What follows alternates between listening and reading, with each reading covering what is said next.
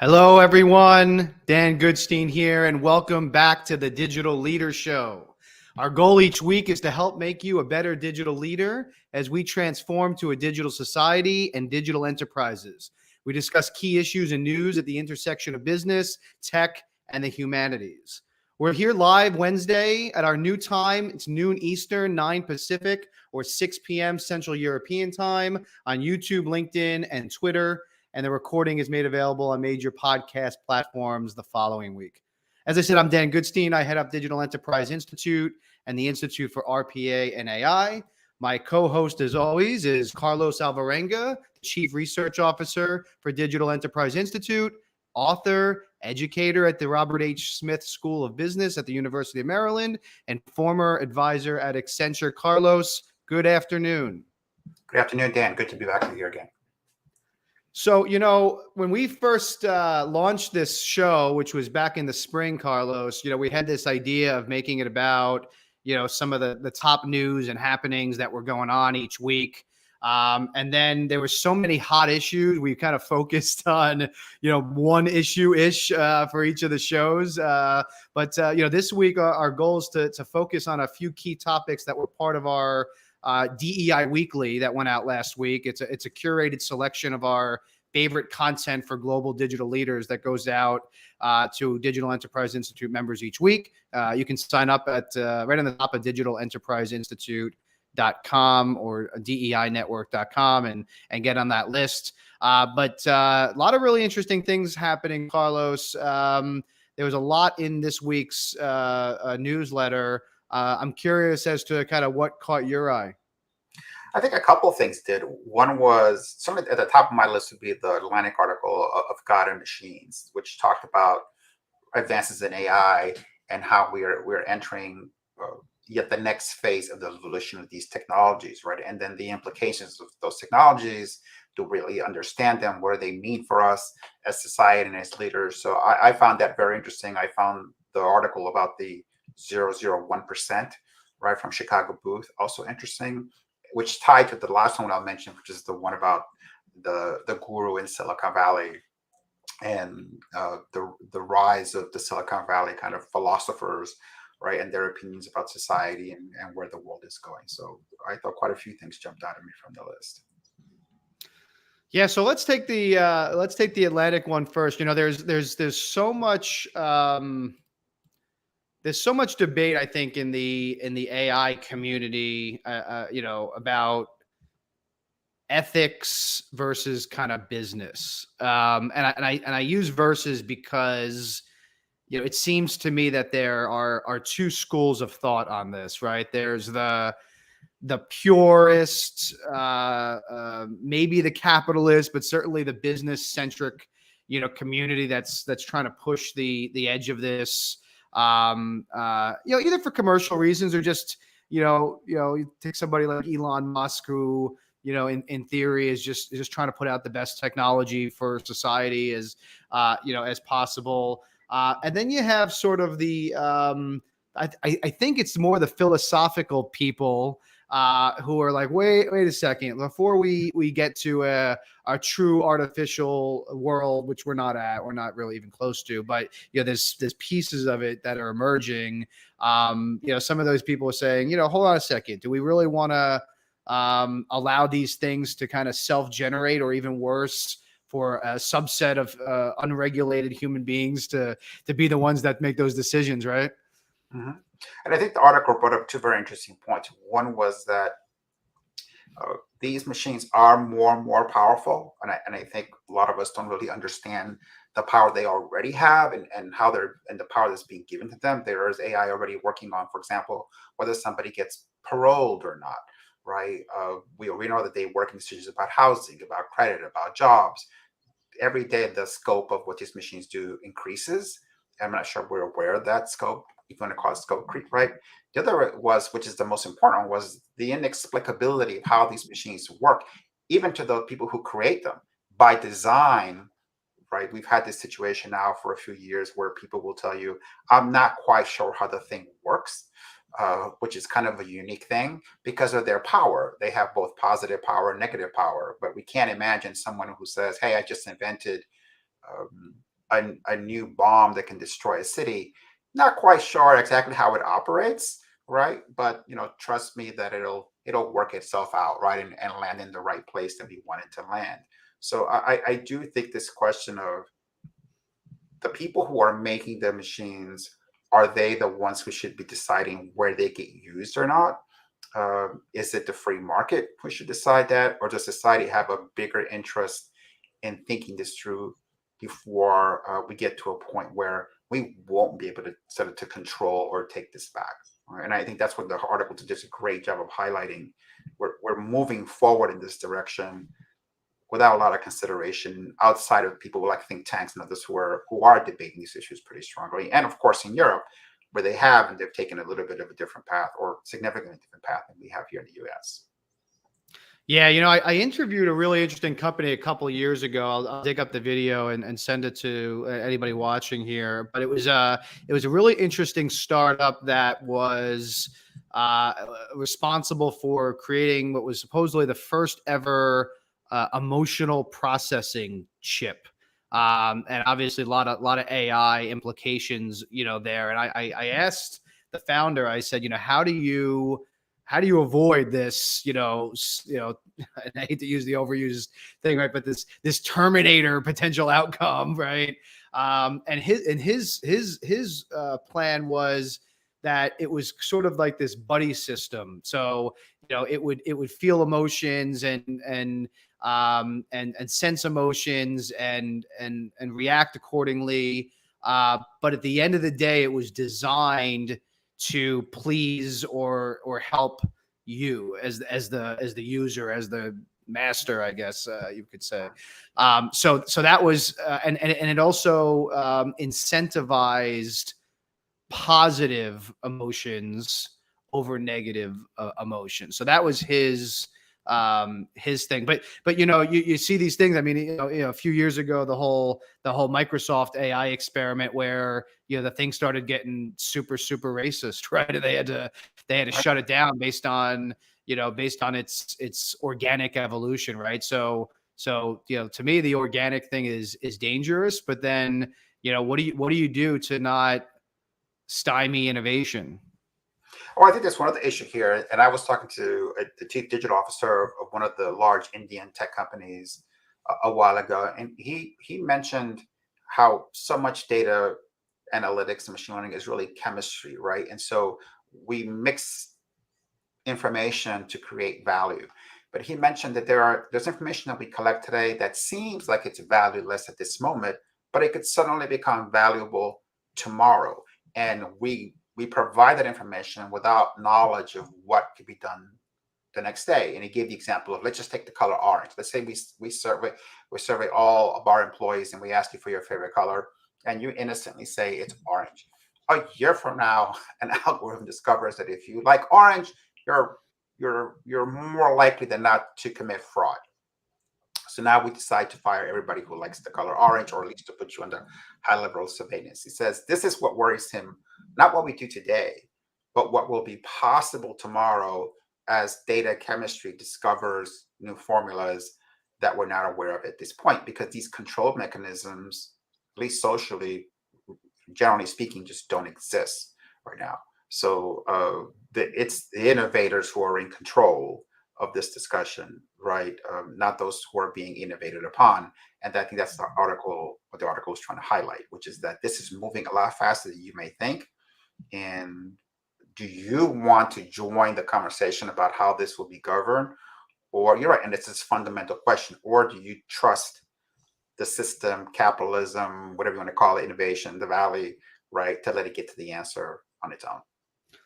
Well, so there's a really interesting topic which I want to address with you as to who gets to decide that. But before we go there, I mean, last week we talked a lot about data integrity, credentialing,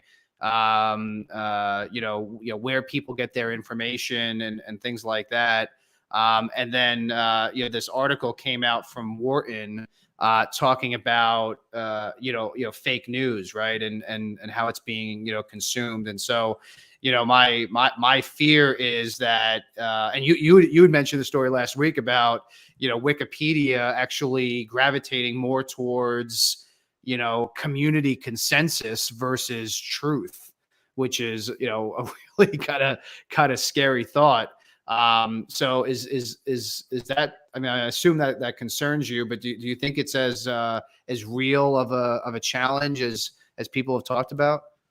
I think it is. And I think it's going to get worse because what's going to come with video, right? So in fact, I'm just this week I'm finishing the chapter of my book on persuasion and technology, and one of the things I talk about are how we've now entered right the area of deepfake. So for as long as video has been around, we've had this kind of inherent trust in it, right? Like we used to have for photographs, Photoshop, and it kind of its counterparts destroyed that with photographs decades ago.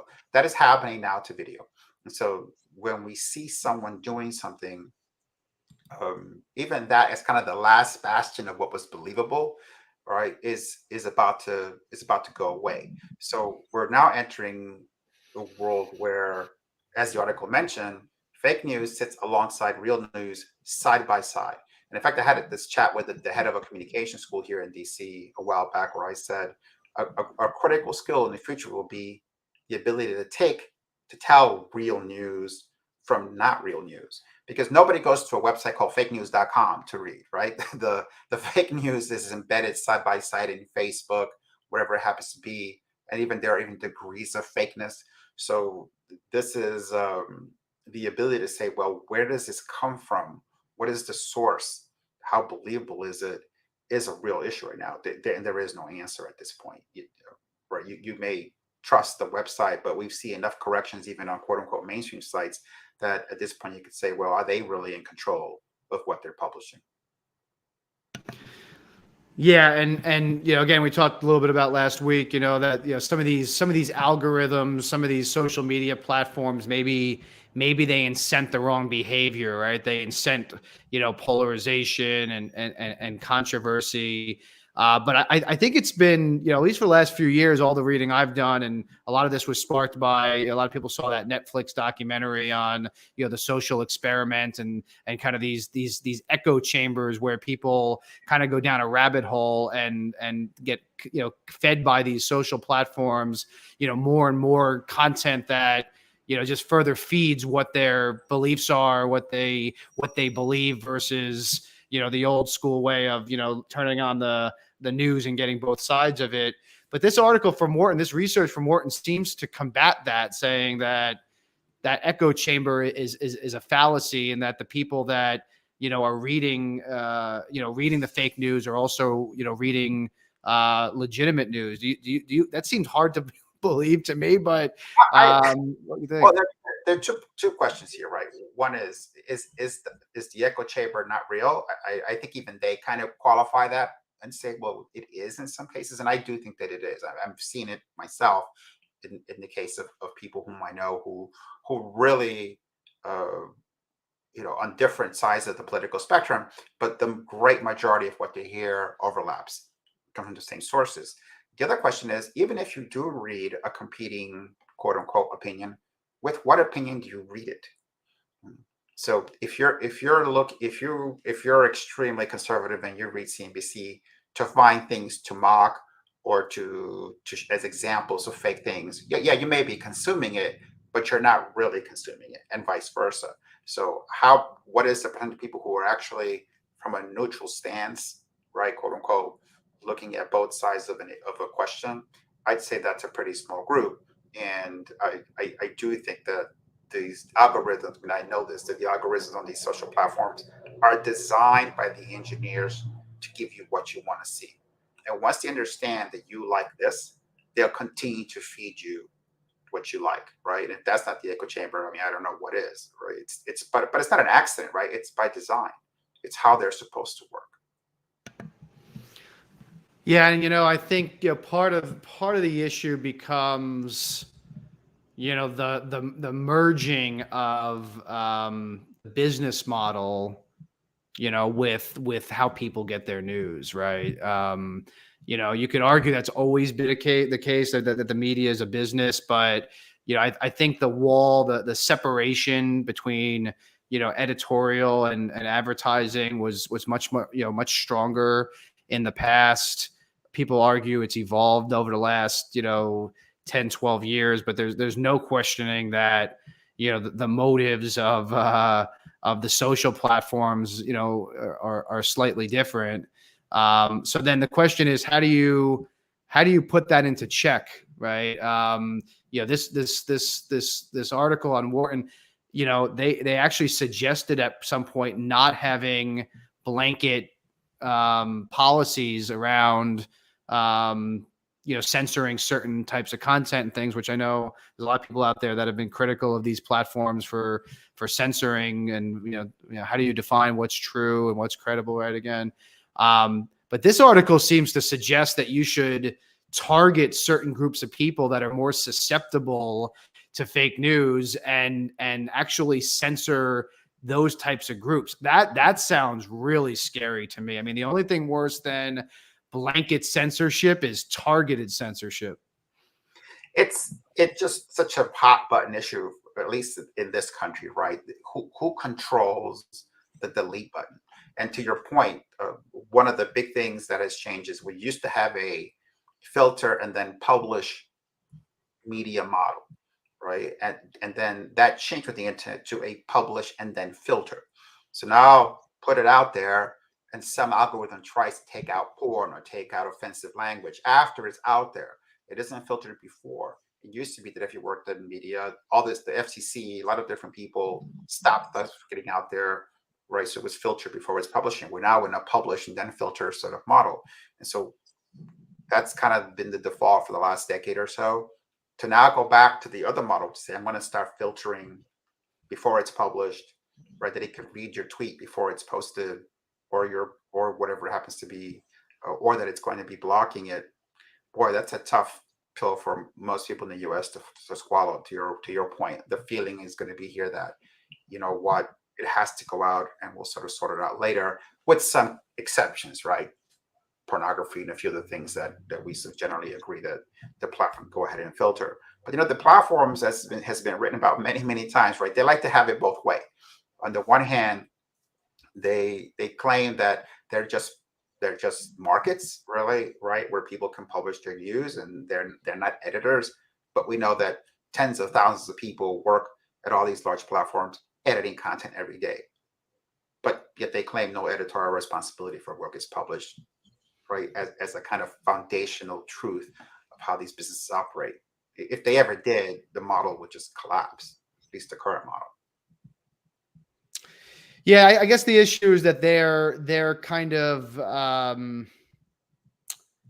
maybe credentializing is strong, but they're certainly democratizing the access to the information, right? So as the traditional media outlets have been kind of disintermediated now, they have the ability to aggregate and promote content that doesn't have a strong line between truth and opinion, right? Because and I'm a little bit defensive of the media sometimes, because as I come from the the media business, and it was always very clear, right? There was news, and there was advertising, and then there was that little section in the middle that was labeled opinion, editorial, and so you knew that within that box that was somebody's opinion. And you don't have that now, right? You don't have that in these. So on one hand, I get the idea that you can't, and I've been in meetings where people tried to blame the news, like something happened and a politician or a constituent would come into our office at the newspaper and be mad that we printed it, but we printed the truth. It's not our fault that you were accused of a crime or did something, right? But now you have this even more graying area where, I don't think that the social platforms can completely abdicate and say, we have no responsibility in this, because they're not verifying sources the way, the traditional media did, right? Well, it goes back to this issue, which is democratizing, right? What does that really mean, right? It goes back to the Wikipedia story we discussed last week. The decision to allow anyone to comment on the War of 1812, right? Or on who was Mahatma Gandhi, theoretically, right? That's a really remarkable thing, right? That's one of the fundamental evolutions of culture in the last 50 years, because it just said that anyone has the right to shape history. And what happened was that Twitter came along and said, okay, now anyone has the right to shape news. Right? So if history can be written by anyone, if news, often called the first draft of history, can be written by anyone, then we're soon in a world where, oh, and by the way, and then YouTube comes along, which has become uh, the world's premier educational platform, believe it or not, right? And anyone can teach, right? I would say that YouTube has become a university where anyone can be a faculty and the students grant tenure. And so we're, we're now in this world where, okay, you want to be a journalist? Be a journalist. You want to be an expert on celestial navigation? Be an expert on celestial navigation. You want to be an expert on whatever, machine learning? Just make enough videos, people will think you're an expert in machine learning. So the filtering function has fallen to the consumer, and this is the issue. Is the consumer of information, right? The executive looking for recommendation for software, the person who's trying to find out what happened on January 6th, the person who's trying to find out what happened on January 6th, 1812, are now to do both jobs. You have to consume and you have to filter. And that's a pretty, tough task to put on anyone. But that's where we are. But so let's tie this back to the business world, right? So if you're listening to this, watching this, and you're responsible for making these decisions, or at least committing to these strategies, what's the answer? Who should be, if you say the media isn't it anymore, based on just evolution or whatever the reason is, and these commercial entities, every business, every company. We had a marketer from IBM on a couple weeks ago talking about marketing to millennials and stuff. How do you balance that? Who should make the decisions, right? And then how do you attach a commercial model to that? And you have a lot of experience in education. It's a similar challenge right now in education, right? Yeah, for me, just as a consumer information, I rely on, I'd say, two broad strategies. One is I try to understand the business model of the information source that I access, right? So if I'm reading an analyst about software or technology, and I know that a big part of how analysts work is that if you're not advertising or subscribing, you're not paying, you're not going to be covered. I have to factor that in, right, to how that content gets created. If I know that social media platform rewards emotional content or arguing, like on Twitter, I have to factor that in, right, to how I process that information. At the same time, to me, to use a kind of cliche term, it's triangulation, right? It's hard to just rely on one source anymore. So if it's something important, I'd like to see verification, right, in multiple sources. Say, okay, that I've now seen this from 2 or 3 different places that are not the same place, that to me have a high confidence factor before I say, okay, I think that this is really the correct opinion of something. That puts a lot of work on me. It used to be you could just read X and kind of just run with it. You can't anymore, right? I can't think of a single source of information, and I access many of them every week around business or news, where I can say, just because I read it here, that it must be true. That world is gone. But I think the issue is in the world that we live in a Twitter generation where I don't know how many characters is now, 146 characters, whatever it used to be, right? You don't necessarily know where the information comes from, right? And yes, the right thing would be to go deeper and find out the source.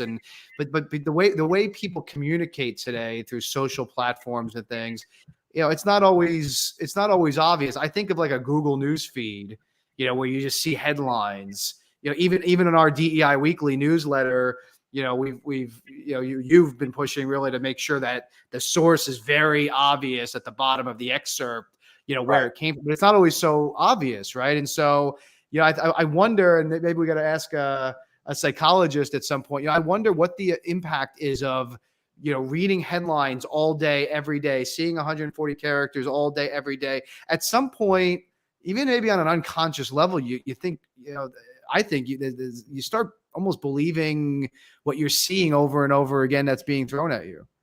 Yeah, I think you're exactly right. I just think it's human nature that if you hear a message, this goes back to Hitler's big lie, right? And one of the elements of the big lie was that it had to be repeated over and over and over again for it to be effective. It didn't work just saying it once. It had to be constantly reiterated into people's minds. So they even to the point where they almost forgot the source. It was just sort of embedded in there. And I think that once something kind of gets embedded, yeah, you almost can't help but think there must be some element of truth, even though there may be none, right? Just Right. hearing it 1,000 times somewhere in the back of your consciousness, you're like, wow, what I've heard it 1,000 times. And it goes back to the legacy of in the past, right? You wouldn't have heard it 1,000 times unless there was some truth. Now, I don't know. If you're 10, do you have that effect? Maybe not, right? Maybe their brains are able to filter out something. It doesn't matter how many times they hear it. It isn't going to have that effect. I don't know. It seems to be more of an innate human trait than a generational thing. I think there is something to that, hearing it over and over again, and suddenly it becomes, at least in some microscopic part, right, that there's some truth to what's going on. Yeah, and so I don't know what's scarier, the idea of this stuff, happening organically through self-learning and AI, or the idea that so a select few people control what you're seeing, and there's some kind of hidden agenda behind it. And it sounds like stuff from conspiracy theory, but you said something before we went live that you thought that Twitter, that Elon Musk was buying Twitter just so he could kind of control that narrative. You had people like former President Trump who have gone on their own, created their own platforms so that they don't feel that they're censored. So back to your other point earlier on, who controls this is also a relevant conversation, right? There was this article that was in our DEI Weekly from the Chicago Booth Review about the 0.01% and the percentage of wealth that they control. And I link the two together. I think to myself, there must be some correlation between the two. No. Look, the first job I ever had was as a journalist, and I worked for a gentleman who had become very wealthy, and after becoming very wealthy, he decided to buy a newspaper. So I used to joke that when you get very wealthy, you need a hobby, right? You buy a sports team or you buy a media outlet, right? There used to be both losing propositions, at least media was, but they're both labors of ambition, labors of love. And why did he buy this newspaper? He bought it because he wanted to influence society, quote unquote, right? And I think in the case of Musk, I can't imagine that some part of it is having the final say, or at least imagining he'll have the final say over who speaks on that platform or doesn't. He's made it pretty clear that he thinks there's censorship in the platform, and the only way to stop it was for him to buy it. And so that's what he's done. There has long been an association between wealth and power with media. We go back to Hearst, right? And this is a long-standing relationship that if you acquire enough wealth, some segment of the wealthy will then acquire content platforms, right? Newspapers of the old days, TV stations, now Twitter or Facebook, whatever it happens to be, because you want to insert social influence, if not control. So the people who are making these decisions are the people who own and run these platforms, which are the ones, if you read the article, it says that most of the new 0.1%, it's not old Rockefellers or old money. It's people in business. It's the Tim Cooks and the Mark Zuckerbergs and the folks who become wealthy through private enterprise, right? And especially at companies, where this tremendous growth has been over the last decade, which is made as tech, and within tech, social media. This is why I think to usually myself, but now I'm saying it to you and on a live show here. I think that there has to be a counterpoint force to all of this. And I know all my pure capitalist friends are going to start calling me and texting me and telling me I'm a communist now. And I'm not, right? I'm a capitalist, but Socialist, not communist, a socialist. but I'm like, there's this, to me, there has to be some checkpoint. And we can't just say, oh, because the government may or may not be good at running things in the past, that we shouldn't consider something better for the future. And I'm not saying it even has to be the government, but to me, there has to be some check and balance to business and to capitalism, because at the end of the day, most businesses are beholden to, at least most public businesses are beholden to shareholders. And it's the only measure of success, right? You don't go to a board meeting, or Wall Street doesn't look at 4 or 5 different criteria when they decide how to evaluate a firm. It's all based on margins and profits and financial measures, right? There's no ethics measure. There's no social responsibility measure. There's some social responsibility measure now because it's become very in vogue, but even that has commercial implications, right? Where companies are doing better because they're more socially minded, but it's all a financial scorecard. So to me, you have to have some balance to that. Otherwise, you're always going to do what is in the best interest financially of the organization. And if the organizations that are the ones driving what essentially is societal issues, policy issues, that's scary. Well, it brings us back to our favorite topic in the show, which is education. I wrote an article a few years ago about the lack of business ethics training in MBA programs. And I looked at a number of programs, and I couldn't find one serious ethics class in any of them. The one that I remember that's standing up was the one at Harvard, which was a kind of discussion class where you looked at kind of scenarios and you kind of debated what an executive should or shouldn't do. But in no school I looked at did I find a kind of rigorous ethics class where you say this is a system of ethics for executives, how they should operate, they should make decisions, whether they're conflicting priorities, right, or ethical dilemmas. I don't know one of a class like that. And so if we believe that leaders, right, of business, and we know that they do, must make very tough ethical decisions, then where are they being trained and how to make those? It certainly isn't business education, right, in America. And so they either get it as undergraduates or they get it on their own or in some other way. But you're right.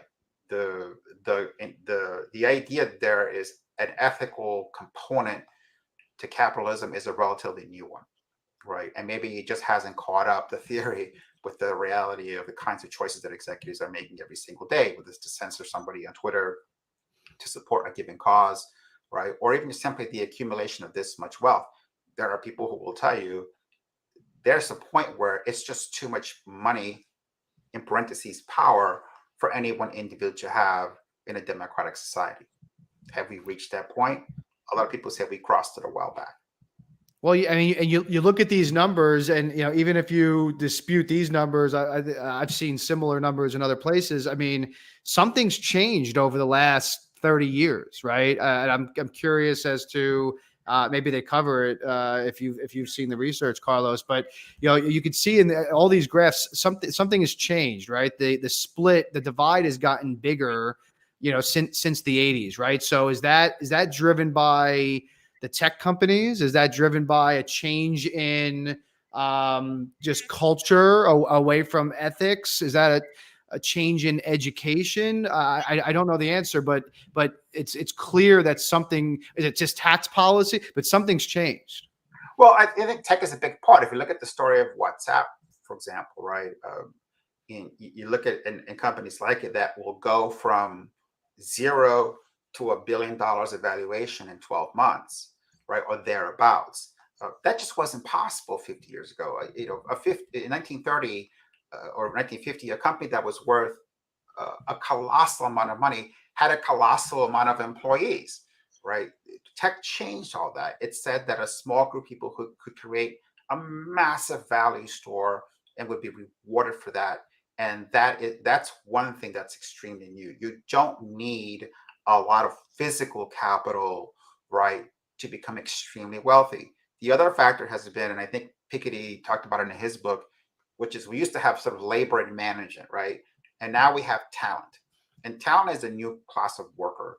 Talent makes a salary, but makes a colossal salary, right? It's not the traditional laborer. So the people who run the sports leagues in America, they make a salary, but have nothing to do with somebody who, from an economic standpoint, who works at an Amazon warehouse, right? The multi-million-dollar program in Silicon Valley, they get paid an hour, whatever it is, right? A project wage. But again, have almost no economic relationship to somebody who's working at Starbucks. So we now have these three classes, and the class called talent, right, which is very rich, has pushed this even more, right? When we look at sports salaries, for example, it's a subject that I track pretty closely. We're about to get to the first $1 billion sports contract, probably by the end of certainly by the end of the decade, maybe within the next 2 or 3 years. We crossed $500 million last year, and so that concept of an athlete guaranteed $1 billion contract to play a professional sport, right, was unimaginable 10 years ago. So those are the people, right, amassing this wealth. And society, as a society, at least in the US, the feeling is, so what? Let them, right? Which is a funny thing when you think about it. That Bill Gates would cut you off at the supermarket. Imagine Bill Gates walks into Whole Foods or in the supermarket and says, "Get out of my way. I'm going to pay before you are because I'm Bill Gates." We would go bananas, right? That somebody like a Bill Gates will have enough money to shape elections, right? Policy, technology, social issues behind the scenes without any one of us knowing it is fine. Well, I tell you what, looking at this list of the 20 richest Americans and seeing that all but one or two are, in the tech space,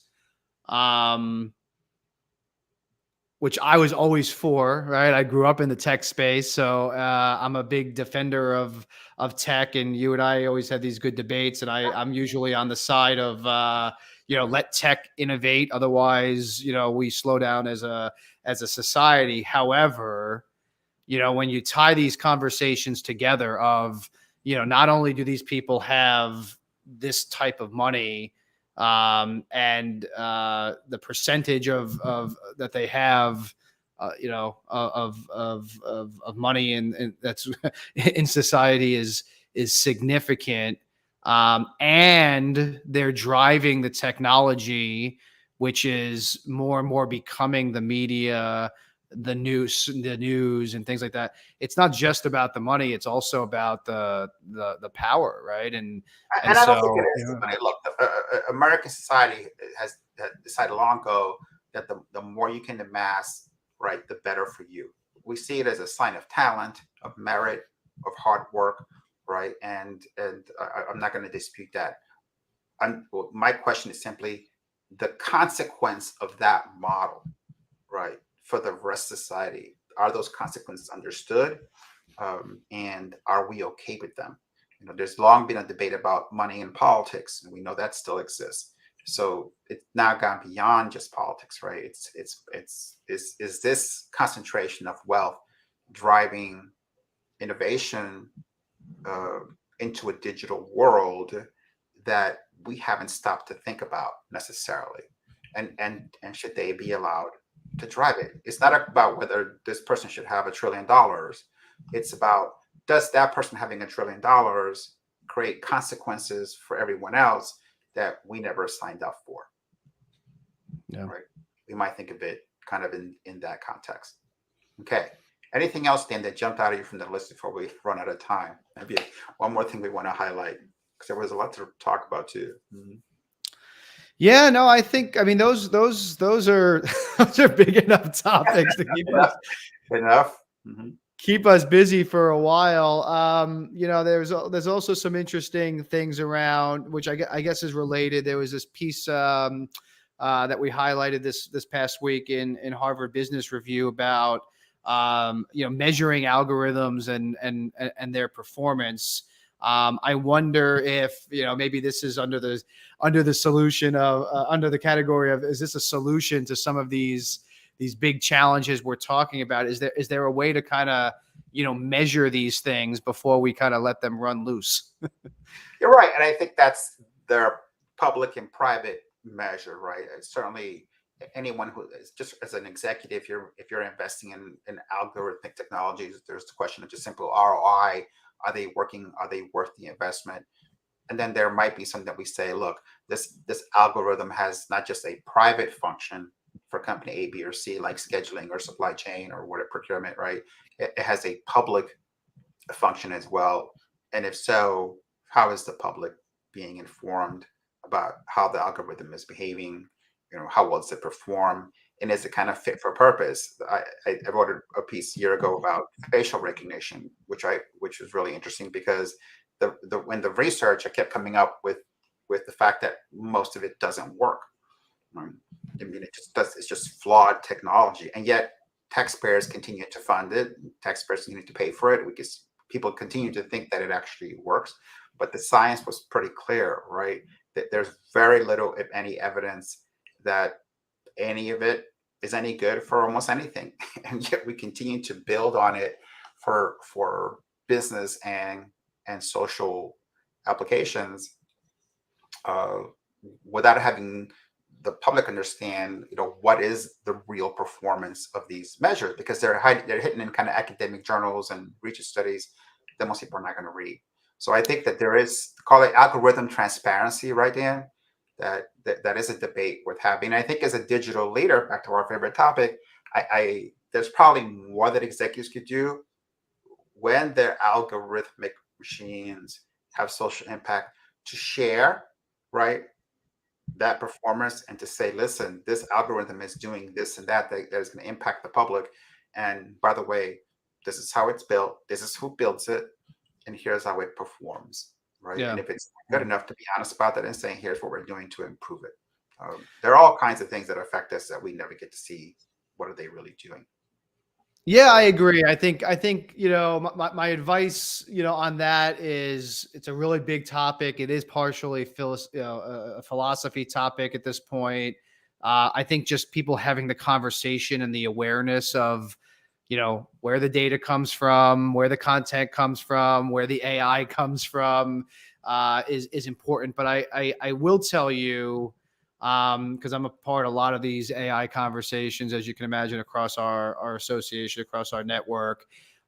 We're pretty far off from real artificial, intelligence. What's more of an issue right now is probably the other side of the spectrum, which is, what you're alluding to, which is, and algorithms that are not really successful.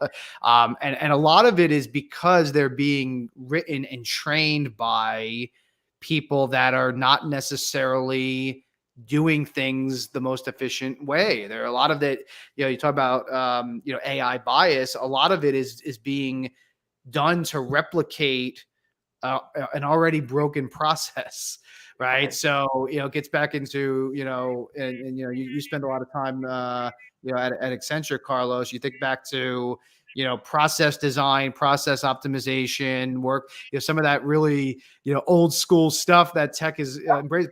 But a lot of it's just been, automating junk and leveraging AI for Well, I read an article about women who couldn't get prescription medicine because the AI, quote unquote, had tagged her as someone who was going to abuse it, right? And it was the first time she'd have been prescribed this medicine, but for some reason, the insurance company wouldn't reimburse her, wouldn't approve it, because some machine somewhere had decided that you're likely to abuse this medicine. And the more the researchers dug into this decision, the more the basis for that conclusion was just wrong. It was just based on, I would say, algorithmic laziness, right? The rather than thinking this through, and people like her, they had just kind of gone with the basic training model, and suddenly the negative implications of people who couldn't get medicine they actually needed was kind of a surprise to them, right? So I think you're right that I know we are in this sort of first generation, but maybe the lesson of the day is just that as these tools increasingly make decisions that impact the lives of ordinary people, that there might need to be a bigger conversation about who's creating them, how are they working, transparency about performance, and then educating us to understand how do we know that these things are working right, and do we have any say in how they get applied? Right? Europe has certainly said that we should know, and that they're going to limit them, even if it hurts innovation. Right? That's their kind of culture. We don't want to go down that road, but we might have to do something um, to deal with the kinds of issues that we saw in that article in the Atlantic. Yep. Good stuff, Carlos. Well, I enjoyed this as always. Always a good conversation. And if you want to get access to this content that we're putting out, it's the DEI Weekly. Again, it's free. Go to DEInetwork.com and sign up. You'll also see our new research site there.